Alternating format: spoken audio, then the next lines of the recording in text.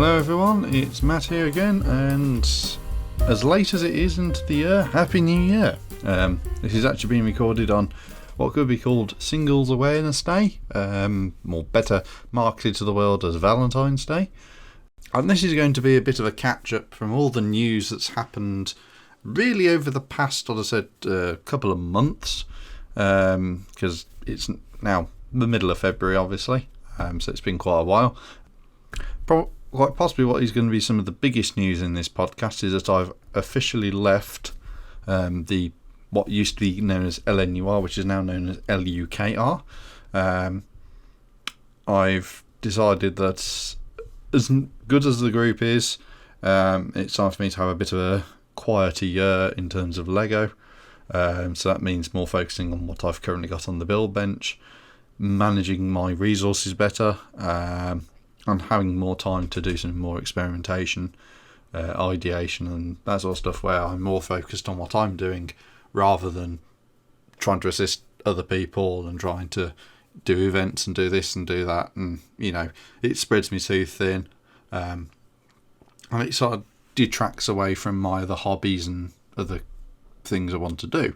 So that means that, of course, having left the group, that means that I'm no longer going to be producing the LNUR Line podcast.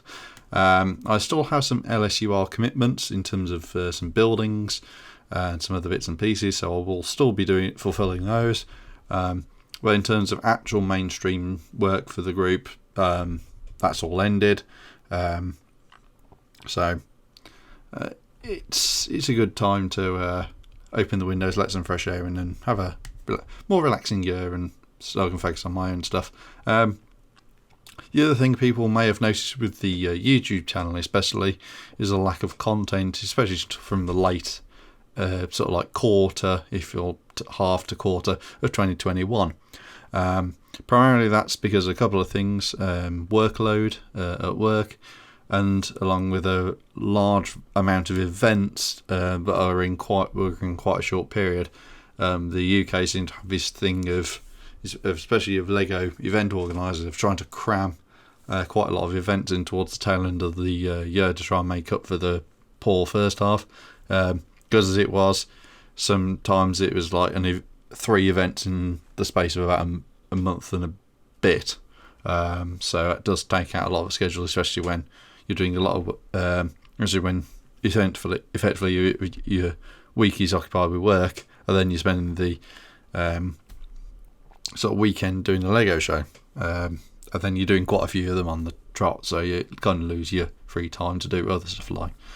And it didn't help that the tail end of last year I actually caught the flu, the 2021 flu strain, the main one at least. So I was out of commission for about a week, give or take. I mean, I did go and do something, but the weekend I started having it, but the rest of that week I was pretty much out of commission. It was horrible.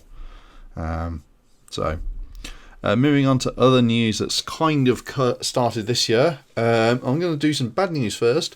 Those who've been following my channel for a long time will have known that there's been a suburban tank proto-freelance project in the offing, which was going to be a 464 tank. I've had a bit of a motive power review and decided that, as nice as it is, it's surplus to requirements. So it's actually starting to have been demolished. There's pretty much none of it left. There's the rear bogie, there's the main frame, and there's a few bits and pieces. I think the smoke box is still in pretty much one piece, but everything else has all been dismantled.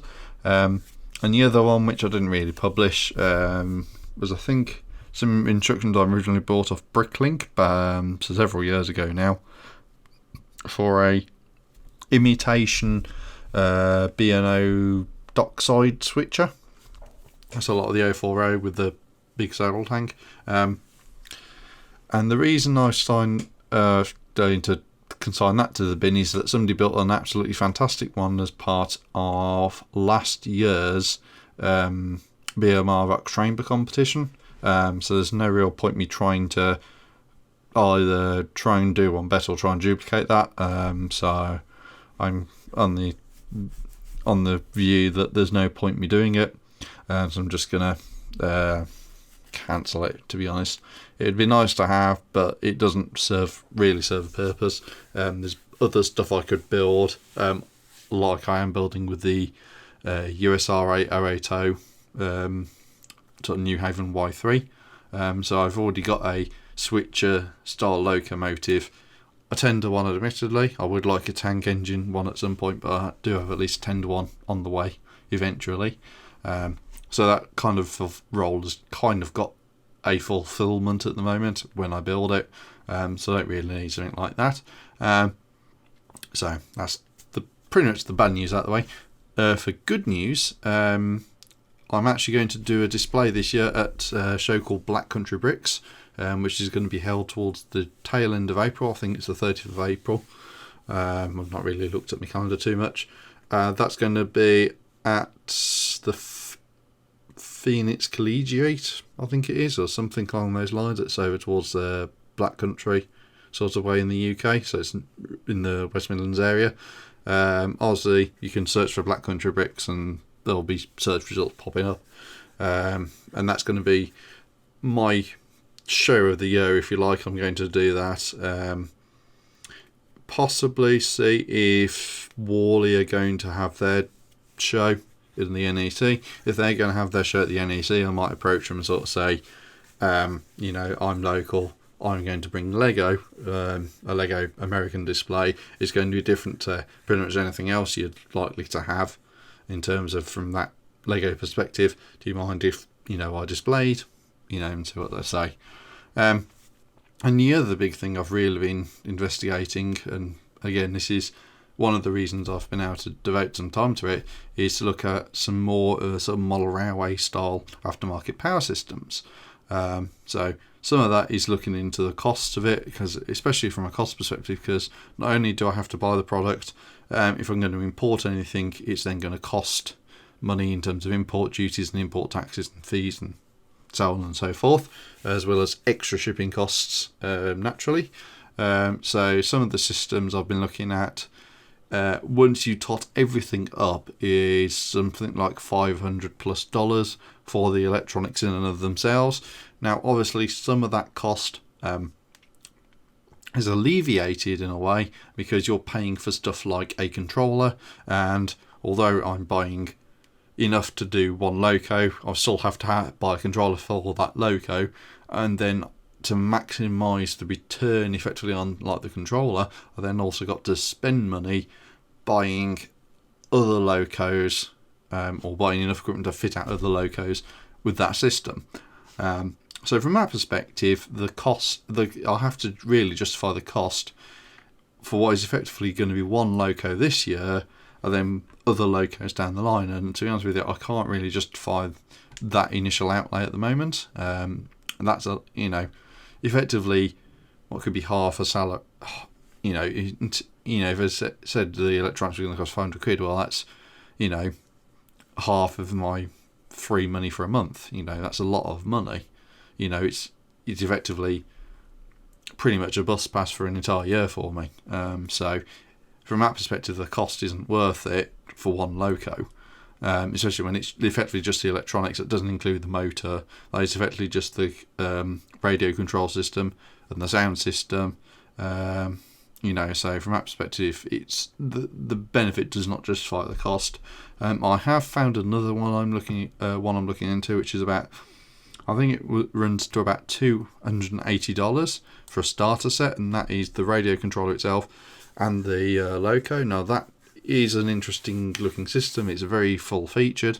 So effectively, I just need to work out. There is a UK supplier as well for it, so I might be tempted to get a starter set and have a tinker with that, because I do want it for something hopefully going to be building at least the chassis of this year. So that's going to be interesting. In terms of anything else, I think that's pretty much going to be it. So effectively, a lot of the videos you're going to see over the next couple of months, now that I've got some free time, is going to be stuff to try and clear some of the backlog of stuff from last year. So hopefully those will come out reasonably quickly once I've got some time.